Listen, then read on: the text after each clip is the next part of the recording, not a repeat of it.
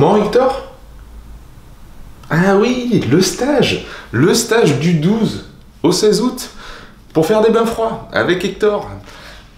Vous êtes tous conviés, n'oubliez pas, inscription sur hormez.com, le premier stage de renforcement par l'hormèse, exercice physique, technique de respiration, bain chaud, bain froid. On va parler du jeûne aussi, évidemment. Chez moi, ici, à Villeneuve-les-Avignon, du 12 au 16 août, il y aura 50 places limitées. Je veux pas que ce soit un gros stage. Je veux pouvoir parler à chacun d'entre vous, découvrir votre parcours, qu'on réponde à des problématiques, que ce soit du renforcement musculaire, que ce soit du renforcement immunitaire, peu importe votre problématique. On ira au cœur de tout ça pendant 5 jours avec d'autres intervenants que moi. On va vraiment s'éclater. Donc, les inscriptions sont ouvertes. Mais aujourd'hui, au-delà de ce magnifique stage où Jean-Louis, évidemment, sera de la partie, ça c'est évident, hein, on continue notre parcours dans la biochimie et on va parler des sels. Donc un autre composé inorganique, donc ça veut dire qu'il n'y a pas de carbone, comme l'eau qu'on a vue précédemment. Et les sels, qu'est-ce que c'est? Ce sont des composés ioniques. Je pense que vous en avez entendu beaucoup parler des sels minéraux quand on entend une conversation dans un bar ou quoi, et, les sels minéraux ou sur un site internet autour de la santé. Il y a d'autres termes qu'on entend comme les électrolytes. C'est exactement la même chose. Les sels, ce sont des composés ioniques, c'est-à-dire que, si vous vous souvenez des vidéos précédentes, les liaisons entre les molécules et les atomes sont faites de liaisons ioniques et pas de liaisons covalentes. Ni de liaisons hydrogènes. Donc ce sont des liaisons ioniques comme entre le Na et le Cl pour le sel de table, donc entre le sodium et le chlore. C'est une liaison ionique. Donc ces composés ioniques, ce qu'ils vont faire, c'est qu'une fois qu'ils vont se retrouver en solution dans l'eau, ils vont se détacher. L'eau, les molécules d'H2O vont les séparer, comme on a vu dans la vidéo précédente sur l'eau, grâce à la polarité. Et de ça va émerger un cation et un anion, c'est-à-dire un atome chargé positivement et un atome chargé négativement. C'est ça en fait un sel, c'est un composé ionique composé d'un anion et d'un cation. Et donc, c'est plus et c'est moins, ces polarités, ça va donner nos fameux électrolytes. Et les électrolytes, en fait, on les connaît très bien, c'est le magnésium, le calcium, le potassium, le sodium, le chlore, le zinc, le cuivre, etc. Ce sont des molécules qui sont chargées électromagnétiquement et qui conduisent l'électricité. Hyper important. Donc, au niveau du système nerveux qu'on a vu de long en large dans les différentes vidéos précédentes, on sait toute l'importance de ce conduit d'électricité. C'est ces électrolytes-là qui envoient leur électricité, d'une certaine manière, conduisent l'électricité au niveau du neurone, ici. Le neurone, lui, propage l'influx nerveux, l'influx électrique, tout le long de son corps. Le calcium rentre au niveau de la terminaison axonale et produit le relâchage des neurotransmetteurs, adrénaline, noradrénaline, acétylcholine, sérotonine, GABA, tout ce que vous voulez. Ce qui transmet une nouvelle information au neurone suivant, qui transmet l'influx électrique, etc., etc., etc. Maintenant, si on met pause 2 secondes, on réfléchit 2 secondes à la masse de temps qu'on passe avec un téléphone portable dans la main ou dans la poche. Si votre corps, il conduit l'électricité et que vos électrolytes conduisent l'électricité, imaginez ce qui se passe quand vous tenez un téléphone portable dans la main, quand vous avez une box Wi-Fi allumée à la maison, quand vous êtes entouré constamment, c'est ça qui est problématique, c'est que c'est constant 24 heures sur 24 par des ondes et de l'électromagnétisme. Parce que c'est pas forcément obligé, évidemment le pire du pire c'est de cumuler 4G, Wi-Fi et tout le reste. Mais même un téléphone sur mode avion, si vous le tenez dans la main, votre corps conduit l'électricité. Et donc lui, là, tous les neurones se relâchent, se déchargent des minéraux, des neurotransmetteurs, etc. Et vous videz, en fait, de tous ces composants qui sont essentiels pour votre bonne santé, votre mental, la production d'hormones, etc., etc., etc. Donc, faire super attention à ça, c'est aussi évident que quand vous faites une balade en forêt, vous touchez la clôture pour les vaches ou pour les chevaux et vous prenez une châtaigne. Ben ouais, vous conduisez l'électricité. Réfléchissez à tout ça pour remettre en perspective votre quotidien et calculer le temps que vous passez proche de ces ondes-là.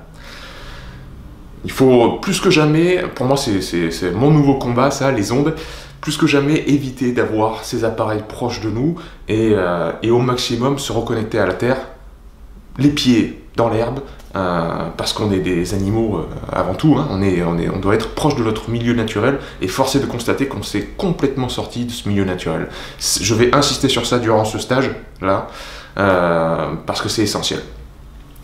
Bref, digression mise à part. Donc nos selles sont extrêmement importants pour l'influx nerveux, mais aussi la contraction musculaire, hein, vous l'avez bien compris, ou la contraction, l'excitation d'une glande. Donc notre sodium, notre potassium, notre calcium, notre magnésium, évidemment, permet de l'influx nerveux, qui va faire la contraction musculaire, qui va faire transmettre une information à la thyroïde, au pancréas, etc. Et cette glande-là va produire ces hormones ou ces sécrétions exocrines, etc.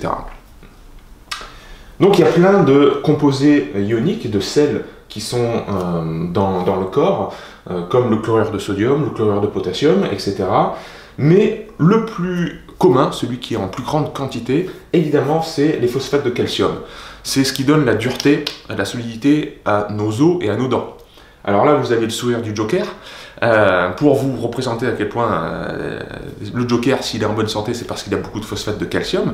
Mais c'est aussi pour vous rappeler une chose, c'est que cette capacité-là, en fait, cette contenance, elle est finie, elle est limitée. Donc, vous avez le phosphate et le calcium à l'intérieur de nos os et de nos dents, par exemple. Ils sont aussi importants l'un que l'autre, hein, pour faire la solidité, pour faire la bonne santé de nos os. Si tout d'un coup vous décidez, comme ça, de faire une cure de calcium à haute dose, vous dites le calcium c'est important, j'en ai entendu parler à droite à gauche, bon je dois faire une cure de calcium. Vous allez à votre pharmacie, votre parapharmacie, votre magasin bio et vous achetez un truc hyper riche en calcium. Le corps, obligatoirement, si vous donnez des grosses doses de calcium, il va devoir faire sortir du phosphate. Il va devoir faire de la place pour ce qui arrive, c'est évident, parce que ça ne peut pas grandir à l'infini tout ça là. C'est pour vous dire à quel point c'est pas anodin de faire des cures, entre guillemets, d'un minéral. Les équilibres, l'homéostasie qui est à l'intérieur du corps, c'est des équilibres extrêmement fins et parfaitement gérés par tous les processus qu'on a vus avant, l'hypothalamus, le système adaptatif, le système de communication du corps. Et penser qu'avec nos gros doigts, on va arriver à arranger quelque chose, c'est déjà se fourvoyer. On va faire plusieurs vidéos avec mon Jean-Louis et d'autres intervenants qui sont vraiment dans le domaine de la supplémentation pour mettre le doigt sur les mauvais côtés de la supplémentation, comment se supplémenter si jamais on en a besoin, comment faire une cure, comment bien choisir les produits et pas tomber dans les pièges des produits qu'on peut nous vendre qui sont en fait que de la flotte. Tout ça, on va s'y attarder parce que c'est une question que je voulais pas du tout aborder, que j'occultais parce que pour moi, je préfère me mettre dans un congélo et travailler sur mon renforcement plutôt que trouver une pilule magique. Mais force est de constater qu'il y a certaines personnes qui ont besoin, en tout cas, d'avoir une petite béquille de temps en temps et faire une cure, voilà.